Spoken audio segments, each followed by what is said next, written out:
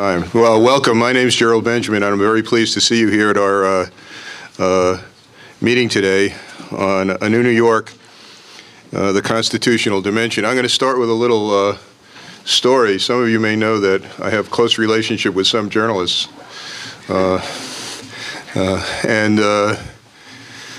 Yesterday I was called by somebody who will remain unnamed to ask me if the term in the Constitution, Article 3, suggesting that the Senate shall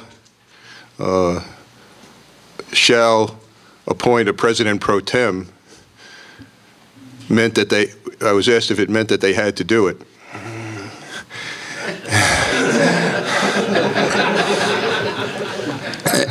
And I said, well, shall means shall. Bob Schultz is here, and he's a great advocate of the Constitution meaning what it says. So I was acting in his tradition, on his example, well, the shall mean must. In other words, if the word were must, it would have had greater force. And I said, no, shall means shall, and look through the Constitution and locate. I learned this from you, Professor Galey. Locate where shall is used and see if shall means shall. For example, do we really have to have a system of education? The word shall appears in Article 11. Do we really have to provide for the poor? The word shall appears in Article 17. So I think I was reasonably convincing. And all this is related, of course, to the difficulties we may be facing in organizing the Senate. Well, I bring this up because to point out that the meaning of the Constitution and its consequences is a daily matter in New York public affairs. And the use of the term Constitution distances people from that reality. In other words, the Constitution is remote and important and somehow theoretical. And yet, I think today we will see that, well, we will try to show, with your help, and I expect your full, or at least occasional engagement on issues of particular interest to you, that the Constitution is important and present. And we can, and I will later, if I get a chance, cite lots and lots of examples. So the idea is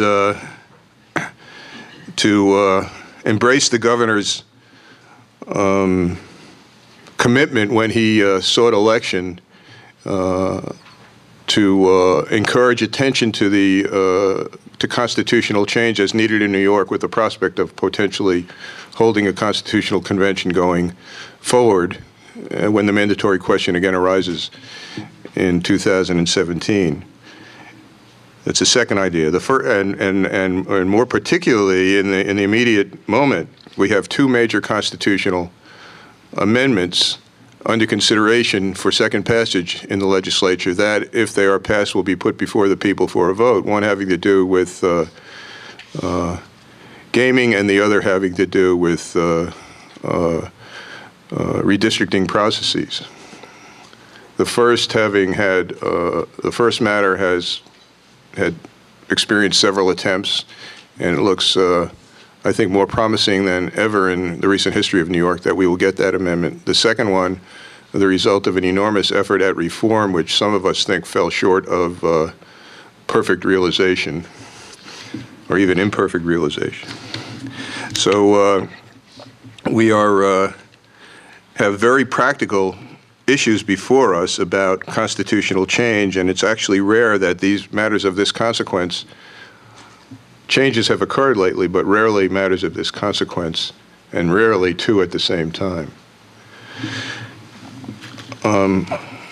This event is, so the idea is to attend to the Constitution, to understand its daily consequence for New York politics and government, to look at the particular constitutional matters that are before us for action in the coming session, and to consider the larger question of constitutional change in New York. And that's reflected in the organization of the event. I'm very pleased that the Rockefeller Institute, that the Albany Law School, and especially that the new Roosevelt Foundation and Bill Samuels, who's the principal in that foundation, are joining us in this effort today. And more importantly, if you can rank these things in order of importance, starting or moving into a process of raising New York awareness about the Constitution, its consequence, and the need to address some issues concerning the Constitution. In this connection, we've started an organization called Effective New York, and I draw your attention to the Effective New York website.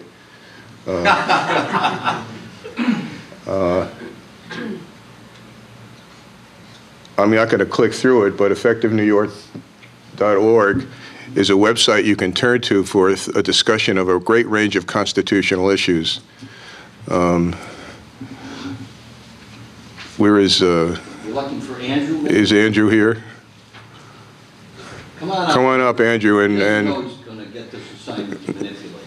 But maybe we could move through a few of these pages to show the, because it looks like we're advertising Kellogg's cereal at the moment. And the idea of this website is to elevate the visibility and discourse on constitutional questions. It does not have a particular point of view. Bill, I've joined Bill and the minority leader of the Assembly, who will be here later, in sponsoring this effort. And what we want this to be is the principal venue for the discussion of constitutional issues in New York State. This conference is part of that process, but we invite, not every issue is thoroughly discussed. Some issues are not discussed at all, and we invite anybody in the room or anybody in New York who has something responsible to say, and responsible is an operative word, something responsible to say on constitutional change, to join in the discourse on this website, to post matters to this website and join in the discourse on issues that are identified here or on issues that might be, or that are Constitution and might be worthy of consideration.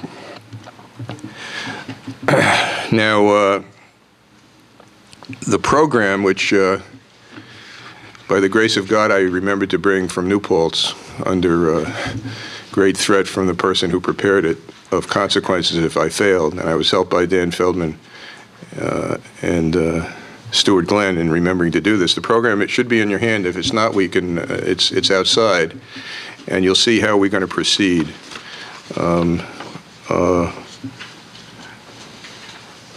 Bill's going to talk for a few minutes about some matters of constitutional change that are on his mind, and then we are going to proceed to two panel discussions, one chaired by Peter Galey and the second by Chris Bobst. Now, Peter and Chris have recently published an annotated Constitution of New York. Peter is, I regard, as the leading living authority on the history of the Constitution.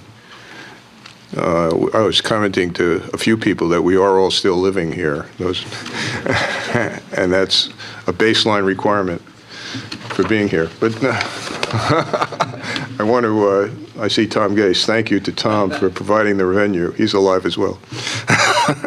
But this new book is extraordinary. The last edition of this book was the key document as we prepared the work of the Constitution Revision Commission under the governor's father, Mario Cuomo. So this book is available. We've also, some authors of another book on New York government are also here. Both books are published by Oxford Press. They can be examined and ordered at the conference. But since we don't have copies, we can't sign them for you. We can promise to sign them if you send them for signature, however. So take a look at that as we proceed. So we'll have two panels. Brian Cobb will speak before lunch, and Judge Al Rosenblatt will speak following lunch. And I hope we'll have time for a lively discussion after or during each panel, so that the audience's concerns and interests can be engaged. So I'm going to try to move this along, and I'm going to be the guy who holds up the 5-minute sign and so on to make sure that we stay on path with regard to time. I want to express my gratitude to all of you who've decided to spend some time with us today. I think this is very important for New York, and I think you must think that too for being here. And I think we're going to have a very productive and valuable conversation. Okay, Bill. The bios of the various speakers are in your pamphlet, so I'm not going to try to summarize them, but you can find them in the pamphlet. Bill. Thank you. Jerry is my mentor. I reached out to him. I obviously knew his daughter better than I knew him, and we had breakfast one morning, and I conceptualized how I wanted him to teach me things that I did not fully understand. And I said, Jerry, do me a favor. Could you give me just, some things that I should read so that I'm better prepared on the issues? I then got a list that was like 6 pages long, 2 million pages of books. I'm barely through about a third of it. But I must say, Creo and you have been a fabulous partner. I love your independent thinking, and I think that it is time that people like you and the leaders in this room had a major role in finally changing this state. I certainly want to thank Albany Law School and the Rockefeller Institute, and for me, I'm home. This is really a real pleasure. I've already had discussions that for me are very comfortable. It's sort of bizarre that today in Montgomery County, people are looking at the 46th district. So let's just take a quick step back, okay? This year, our legislature, Silver, Skelos, and Cuomo, eliminated the Bronx, eliminated Nassau, combined Staten Island and Suffolk in order to figure out the number of state Senate people based on the 1894 Constitution. Then they looked at the 2 mathematical formulas that would give you the number of state Senate seats, and Skelos decided, with Cuomo's acquiescence, to combine the 2, which had never been done before. And the court decision, which was very reasoned and very good, said this is disturbing, but the fact is there's nothing in the Constitution that would allow us to opine versus it being a legislative prerogative. So what some people call an obscure constitutional provision, I don't consider it obscure, I think it's damn important, is determining not only who controls the state Senate, but more importantly, maybe the fate of finally getting money out of Albany and money out of politics. That's not right. Now, to make it worse, in the constitutional amendment that is being proposed, that Cuomo calls permanent reform, this 1894 provision has not been changed. The vision of our legislative leaders is, in 2022 and forever, we will eliminate Nassau and the Bronx. That's not forward thinking. It's not something we should accept, and we need to educate the voters that these are not minor issues. This constitutional provision must be rejected. And I ask, and I'll be interested, I'm sure there are positive things in that constitutional provision, but I want you to know my stand is very, very clear. Now, Andrew, if you could just open the site for a minute. One of the things that I think, if we're going to finally have real impact and let our voices be told, and it's why this group is so important, you have to put, and I don't need to tell you this, in historical perspective, what's been happening here. And so, I can't see it, but can you? It's more enough. Okay.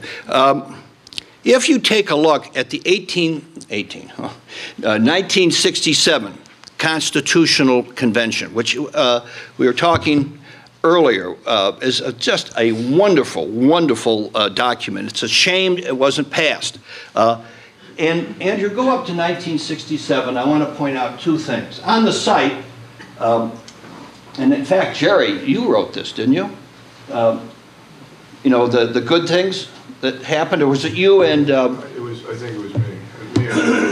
Oh, there it is. We signed on it. Okay. I can't escape. All right, Andrew, we got to see this thing. Go down. Jerry lists 3 or 4 things that were done there. So let's go to the list. I'm just going to point out 2. 1, there would be 60 members of the state senate. The number would be fixed. Take a look at number 1. Independent redistricting, simply done, okay? Not the convoluted, still legislatively controlled amendment that is being passed. And I like to point out, and we were discussing it earlier, look at number 4. All public assistance and Medicaid costs not paid for by the national government out of their budget, there would be no mandated local shares. And that was a democratically controlled convention, a democratically controlled passage of this. And if you, Brian Cole will be talking about this earlier. But the position was, if you centralize those costs in one place, one, there's responsibility to manage it, and you know where to look. The history of this state would have been different if just those 3, and there's many more, had been passed.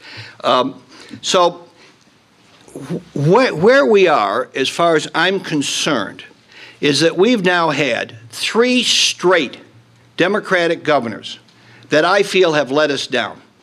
And I'm obviously partisan on this. I had great hopes for Spitzer. We don't have to go further on that.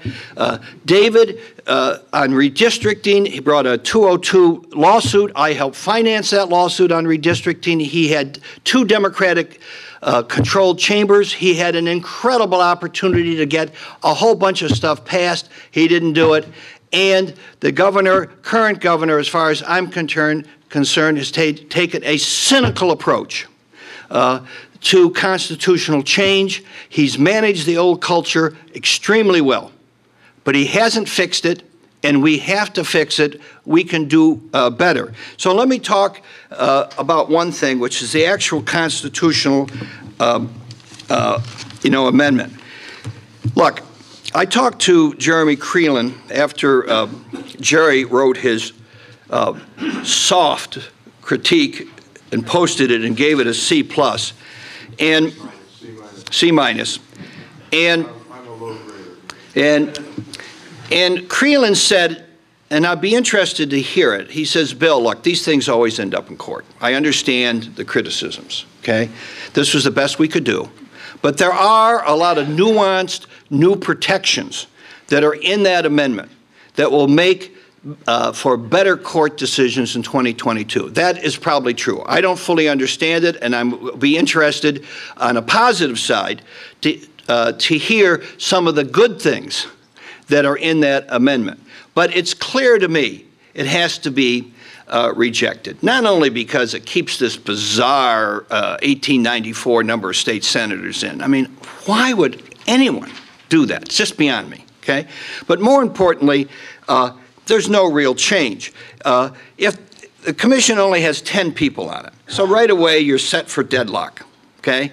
But more important than that, it has a quorum requirement. All the Democrats, Republicans got to do is not show up. We're not showing up. Bear the heat of public criticism. And more importantly, this group could be brilliant, could put forward a brilliant plan. All Silver's got to do, or Skelos do, or Cuomo, whoever who's governor in 2022, is to say no. Goes back to the commission, they do it again, they say no, and we're right back at the legislature. Come on, guys. That's pulling the wool over the voters' eyes. We're better to stand up and say, we have higher goals. We want to do things right. Just throw it out, start over again, and we have to build public and editorial pressure on that, not only because redistricting is at the heart at the heart of democracy in terms of having competitive races. But those of us, and Arthur Schiff is here. Where are you, Arthur? Raise your hand. The work that you did on this, I read very early. So many of us in this room have worked on this for decades. Enough's enough. Say no. Let's set higher standards. And you have to, we have to speak out on this. So what I've done, not that you all need it, I've put together and sent to every single editorial board in New York today a synopsis that shows the actual amendment. I yellow line things on it to make it obvious where it's in default. Then the backup statute that was passed as a measure of necessity on March 15th that the legislators didn't even see because, as you know, under a message of necessity, you don't have to even print the bill.